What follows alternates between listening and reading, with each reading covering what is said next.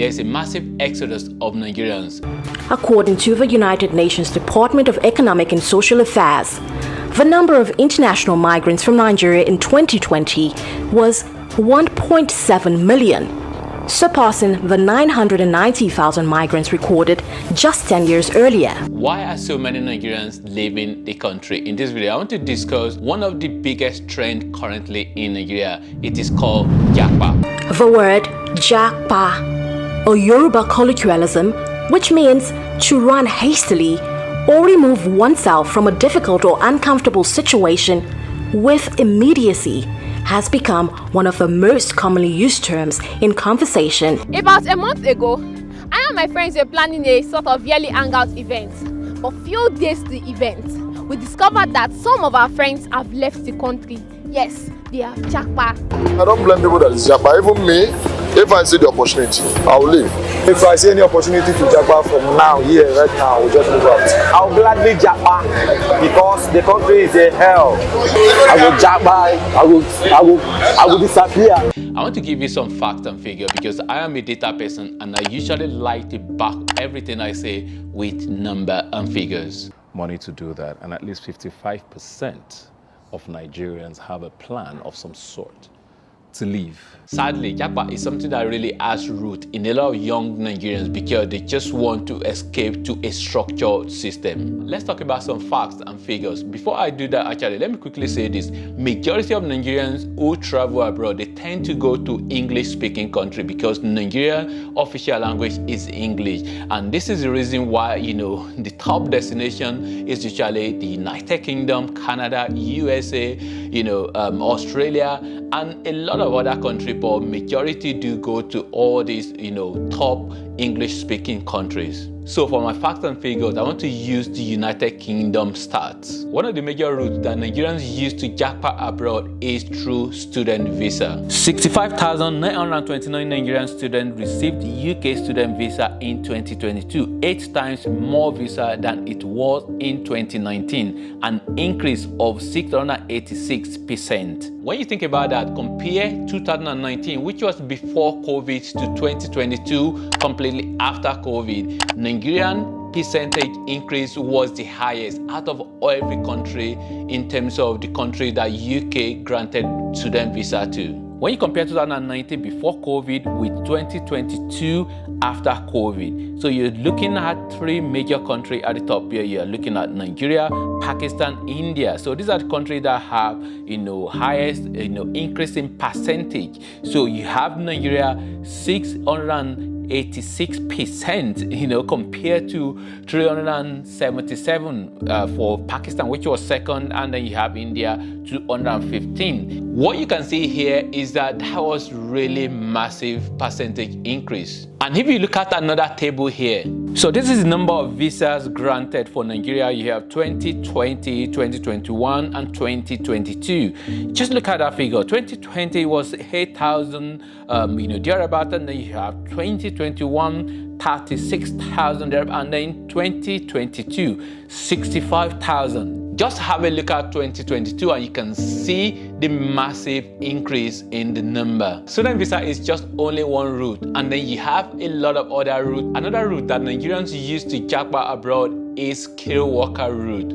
And when you're talking about skilled worker, the one on top is medical. Medical, we all know what happened during COVID because COVID caused a lot of havoc to a lot of countries in the world, especially in Europe. Europe was the one that was really, really affected in terms of COVID. And because of this as well, shortage of healthcare worker, it just means that, United Kingdom especially was looking for a lot of workers that will come and work in their health sector, and then they had this healthcare, or healthcare assistant or healthcare worker scheme, so which actually they allow a lot of people to come into the United Kingdom. And this was another case of, a fuel to the already burning, japa trend in Nigeria. According to the UK immigration report released, Nigeria is second only to India in the number of visas granted for skilled worker healthcare, with 14%, 13,609 of the total. From Nigerian government point of view, they don't really see this as a problem. And the reason why I'm saying this is because of the statement issued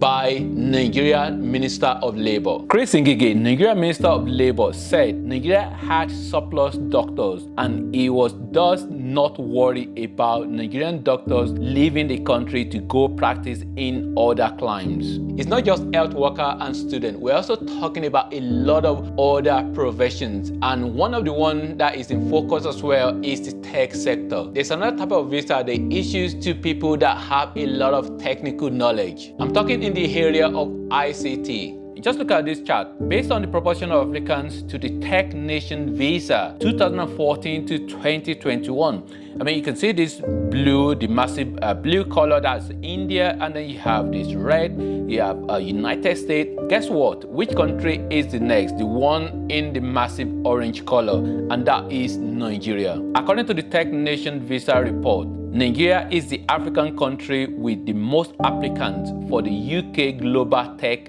Talent Visa, ranking third in the world with 11.3% of applications globally. Nigeria is losing a lot of talent to other countries of the world. And just remember, this is not just only about UK, because I'm only just using UK as kind of like the basis for this kind of like a talk. But there are other countries as well. Think about United States, think about Canada, Australia, a lot of countries in Europe as well. So which a lot of Nigerians, young brain, and this is really massive brain drain in terms of Nigerians losing a lot of talent to other countries where they are going to be contributing to other countries of the world. But I must not forget to mention this as well. Even despite all of this, we have to actually say as well that Nigeria tech ecosystem in terms of like startup, a lot of new companies that are starting in the tech sector is really massive. And a lot of these companies, they are really doing well, doing a lot of extraordinary things in terms of coming up with a lot of valuable products and services into the marketplace. But we have to face the fact that if a lot of these talent that are going abroad, if they're actually in Nigeria, they are definitely going to be contributing to Nigeria economy. But I'm not really in a position to blame anyone for Japa really, because I myself, I am not currently living in Nigeria. Let me look at this poll very quickly. If given the opportunity, more than 7 out of 10 Nigerians will leave the country, according to a survey by the Africa Polling Institute. Quickly, let's talk about some of the reasons why Nigerians are leaving Nigeria, and you can contribute to this by leaving a comment in the comment box below. Insecurity, double-digit inflation, an epileptic educational sector, and a frightening unemployment rate are just some of the reasons Africa's largest economy is experiencing a mass exodus from its shores. According to a website, Angu, many Nigerians are leaving because of few employment opportunities and rising insecurity in the hopes of more viable prospects abroad. Employment opportunities is something that maybe some people might be able to argue about, because sometimes we do blame government, but government really, in most cases, they are not responsible for creating jobs. Obviously, they have a lot of work to do to make the environment conducive in a way that businesses will be able to thrive. And maybe people need to have the mindset of creating jobs rather than looking for jobs. But insecurity is something that I'm not sure anybody will be able to argue about, because insecurity in Nigeria currently is something that is there for everyone to see and is all out there in the news. Another website put it this way: the demand or need to immigrate for Nigerians is not too hard to diagnose, as high poverty, social discrimination, political bias, unemployment, poor human capital development, sexual harassment, insecurity, and poor education are some of the many reasons its young population is bailing out of the country to seek brighter future in rich countries.